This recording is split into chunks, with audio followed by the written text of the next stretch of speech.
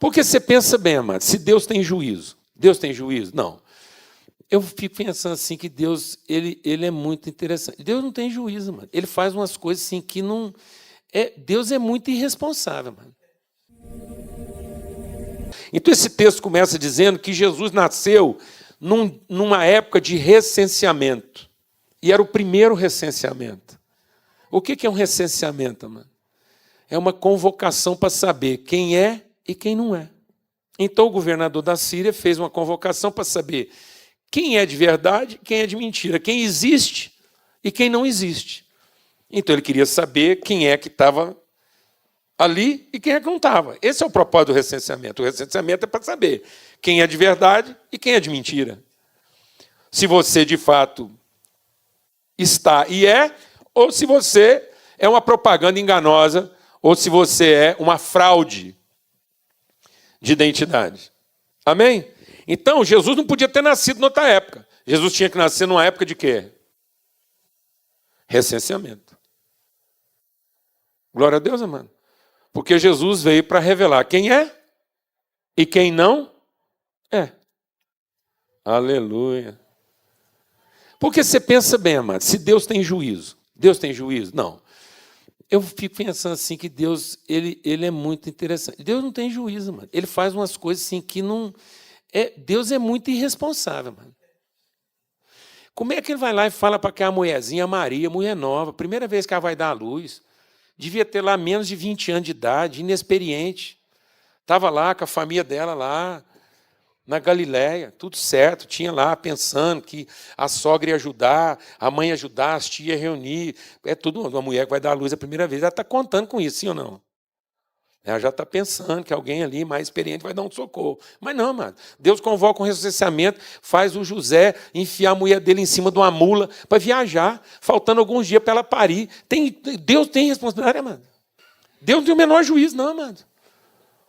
Era para o José falar assim, não pode ter sido Deus que falou comigo, não pode ter sido Deus que gerou um filho na minha mulher, porque se fosse Deus mesmo, ele iria saber que isso agora não era a hora desse cara convocar um recenseamento. Pelo amor de Deus, será que Deus não podia falar para esse cara convocar esse recenseamento? Ou pelo menos uns 6 meses antes da Maria parir, ou pelo menos esse menino está andando, já não tem que trocar uma fralda. Esse recenseamento podia ter vindo com Jesus com 3 anos de idade, mano. Ou não? Hã? E eu penso a falação. Você pensa o José tendo que pôr Maria lá, e meio que o estresse que rolou lá. Não, vamos pagar a multa. Paga a multa, mas não comparece para votar. Mas não, o José encarou, convenceu, pôs lá e toca para viajar. Pensa essa viagem, amado. Alguém aqui sabe o que eu estou falando ou não? Quem é casado aqui? Pensa essa viagem, amados. O tanto que aquilo foi tranquilo. Aí tá bom. Chega lá, em Jerusalém. Nós estamos falando de um casal o quê? Crente. Se fosse um casal que frequentasse as nossas igrejas hoje, participasse do nosso culto, fosse um casal que estivesse dando dízimo certinho, cantando a música certa, com a teologia certa, frequentando as campanhas de oração, libertação, rapaz, um casal desse. Primeiro, que a hora que ele pusesse a mula na estrada, ia passar um cara de carruagem, falar, escuta, onde é que você está indo? Eu estou indo lá para Jerusalém, lá para Belém, para alistar. Falei, não, rapaz, entra aqui, você não há de ver que eu não sei, saí de casa hoje de carruagem, estou indo para Belém também, tem 4 lugares vazios. E o José fala, é Deus. Não, José tinha que estar com o dízimo atrasado. Tem condição. Ou então ele estava frequentando uma igreja fora da unção. Não, fala a verdade. Fala a verdade. Aí tá bom. Para não bastar, José chega em Belém. O que era de se supor? Que José ia procurar um hotel 5 estrelas. Chegar no balcão, o cara olhar nele e falar assim, pois não. Ele falou assim, sou José, essa aqui é minha mulher Maria, tá para dar a luz. Eu queria um quarto. Aí o cara ia olhar e falar assim, José, rapaz... Você é o cliente de número 3.223 e nós temos uma promoção aqui, pá, e solta balão, banda tocando. Ai, vem todo mundo. José, você ganhou a suíte presidencial. Nós estávamos esperando sua chegada. Aí arruma lá, toca o cara para a suíte presidencial, confortão, Maria lá, comidaça, aquela arrumação toda. Isso é que acontece com os crentes, mano. É isso que acontece com os crentes que estão fazendo tudo direitinho. Fala a verdade. Ainda mais para um crente que Deus falou com ele, mano. Foi um pastor, não, no meio de uma campanha. Não foi um profetinha qualquer que falou assim diz o Senhor. Foi Deus que falou com José. Foi Deus que falou com Maria. E falou que eles iam ficar grávidos do Salvador do mundo. Mano, nós estamos falando que vai nascer aqui. É o Salvador do mundo. Como é que ele chega num hotel e não tem lugar para ele? Deus só pode estar de brincadeira. Que igreja é essa que o José frequentava, mano? Vai, nós estamos ficando doido. Olha, vou falar uma coisa para vocês. O trem está deixando a gente doido. José chega lá, nada.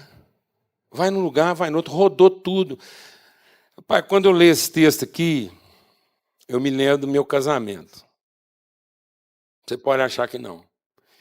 Mas pensa um cara que pensou tudo assim, vou casar com a mulher que eu amo, aquele negócio e tal, sou crente, ela também, nós estamos servindo Deus, arrumei tudo direitinho, falei, vou matar essa mulher na surpresa, na nossa lua de mel. Não tinha hotel na minha cidade que merecesse a mulher que eu casei.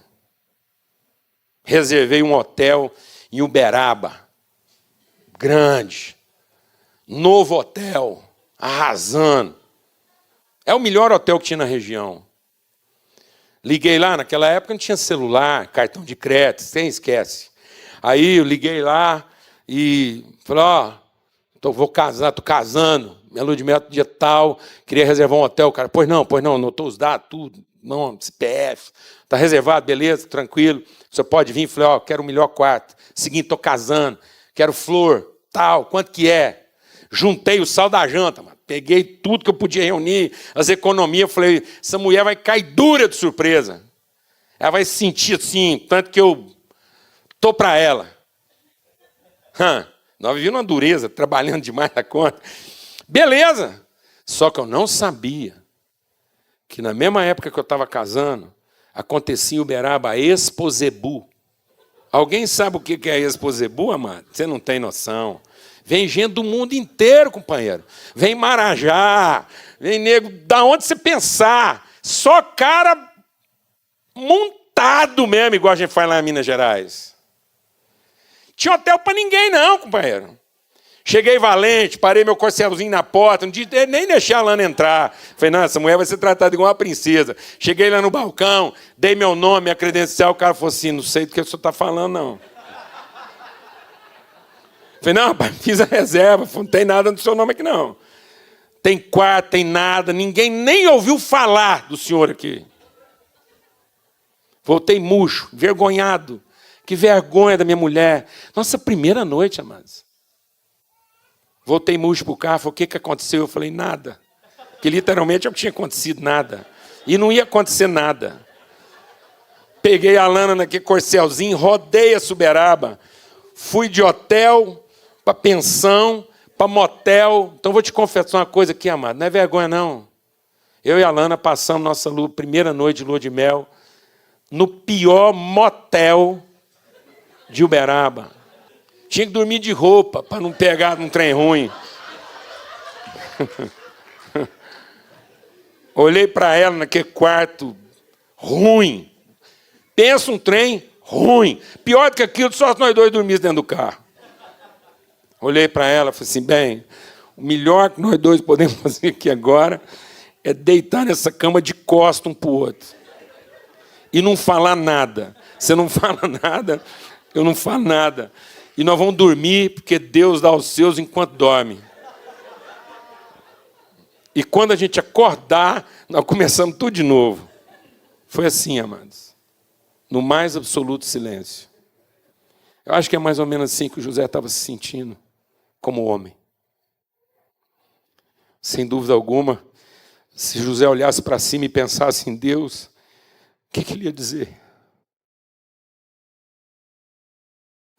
Mas sabe, era para ali que Deus estava nos levando. Porque o Filho de Deus tinha que nascer numa estrebaria. Porque se a nossa mentalidade se tornou animal, terrena e demoníaca, é lá que os homens se encontram. Como animais. E sem perceber, o comércio no nosso coração fez com que a gente tornasse todas as coisas na nossa vida uma estrebaria. O lugar onde os animais se encontram, e não os homens. Deus vai se encontrar conosco no estado em que nós nos encontrávamos. Porque a gente não era mais gente. A gente era como animal.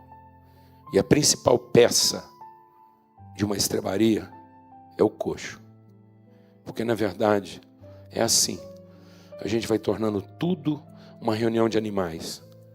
E a principal mobília desse lugar é o coxo. Porque a gente se reúne para comer.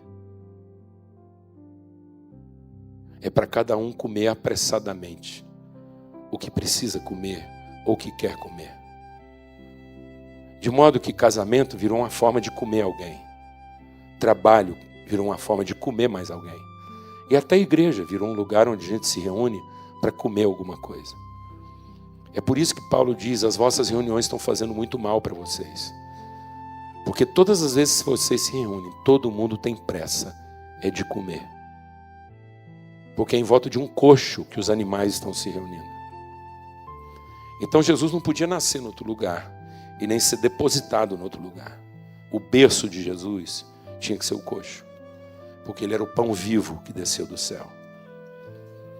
Jesus veio ressignificar para nós o pão. Para a gente entender que o significado do pão não é comer. O verdadeiro significado do pão é repartir. O pão só tem significado não quando ele é comido. O pão só tem verdadeiro significado quando ele é repartido. Por isso que ele diz, eu sou o pão que desceu do céu, e quem comer de mim nunca mais vai fazer nada porque está com fome. Você nunca mais vai beirar um coxo, a não ser que você seja nele o pão. Amém, amados? Esse é o significado da nossa vida. O significado da nossa vida não é fazer de tudo para ver se Deus nos dá o pão que a gente merece. Mas o verdadeiro significado é entender que Deus nos fez pão e nós vamos fazer de tudo para que esse pão seja repartido e transmitido a outros. Por isso que a essência do Evangelho não é o que a gente recebe para desfrutar.